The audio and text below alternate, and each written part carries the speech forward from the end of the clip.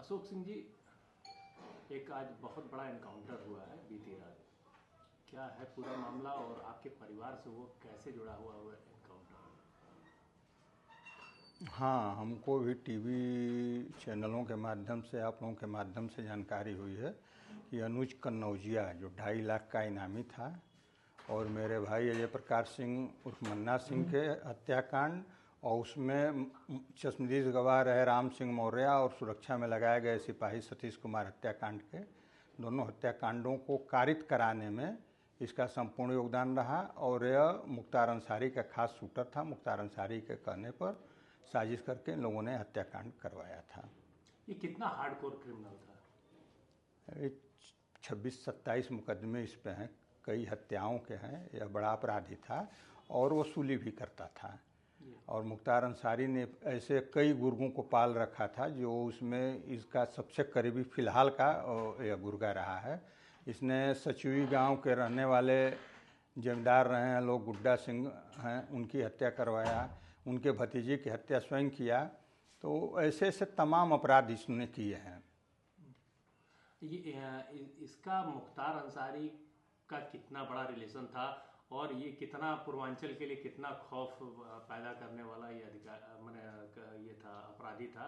और इसकी अपराध की जड़ें कहाँ तक फैली हुई थी? देखिए, अपराध की जड़ें तो गाजीपुर, आजमगढ़, मऊ, ये तो ज़्यादातर यही था। नहीं, बनारस से लेके और बाहर तक भी हत्याएं मुख्तार अंसारी कराता था। इससे कई हत्याओं में नाम आए, कई में नहीं आए।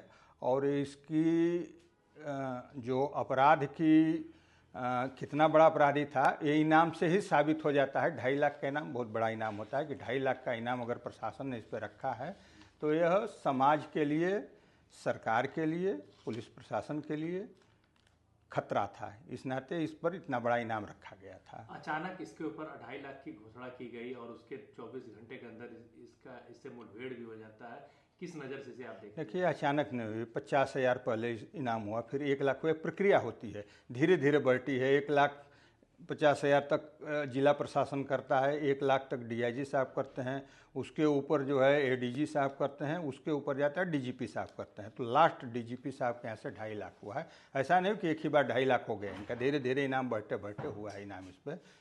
आपके भाई की हत्या हुई थी, उसमें कितने लोग आरोपी थे और इसका क्या रोल था?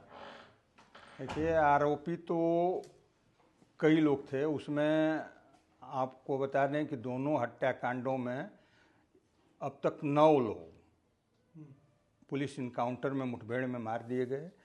इसको और मुख्तार अंसारी के लोग 11 लोग, मुख्तार अपनी मौत मरे और इनकाउंटर में मारे गए। 11 लोग जो है पुलिस मुठभेड़ में मारे गए दोनों घटनाओं में हमारे यहाँ। और हम और हमारा परिवार और हमारे मित्रगण, सहयोगी गणों ने 16 साल बाद इस बार होली मनाई है। मुख्तार अंसारी की जब मृत्यु हुई है और इसमें गोली चलाने वाले लोग लगभग सारे लोग मार दिए गए, बड़े साजिशकर्ता मुख्तार अंसारी थे। तो 16 साल के बाद हमारे परिवार ने, हम लोगों ने होली मनाई। और अब आज हमारे लिए दीपावली, इसके मरने वाला हमारे लिए, हमारे परिवार के लिए दीपावली है। यूपी सरकार का क्या रोल रहा है इस मुठभेड़ में और किस तरह से यूपी एसटीएफ ने इसकी सुरागरसी की और कितनी सफलता इसमें प्राप्त की है और अभी कितने लोग इसमें अभी बाकी हैं?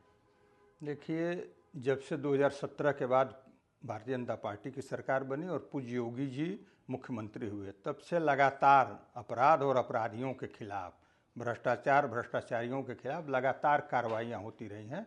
और पूज्य योगी जी ने कहा कि अपराध पर 0 टॉलरेंस चाहिए। उसी नीति के तहत एसटीएफ हो, पुलिस हो जिले की, सारे लोग काम कर रहे हैं। और मैं धन्यवाद देता हूँ, आजीवन आभारी रहूँगा पूज्य योगी जी का कि जिनके नेतृत्व में हमारे भाई, उसमें जो सहयोगी रहे राम सिंह मौर्य और सिपाही बेचारा जो उसमें था सुरक्षा में, हम कहते हैं कि मेरे भाई से एक बार लेकर हो सकता है कि ठेकेदारी को लेकर मुख्तार गुंडा टैक्स मांगते थे, नहीं देते थे तो भाई की हत्या कराए। लेकिन उसमें वो राम सिंह मौर्य का कौन दोस्त था? वो तो मुनीब था। उसमें उस सिपाही सुरक्षा में लगाया गया था, बेचारा दलित सिपाही था, उसका क्या दोस्त था? उसकी हत्या क्यों की गई? जब निरपराध लोगों की आप हत्याएं करते रहोगे तो आप पे भी वही पड़ना है। तो वही हुआ है, इन लोगों के साथ भी हुआ है।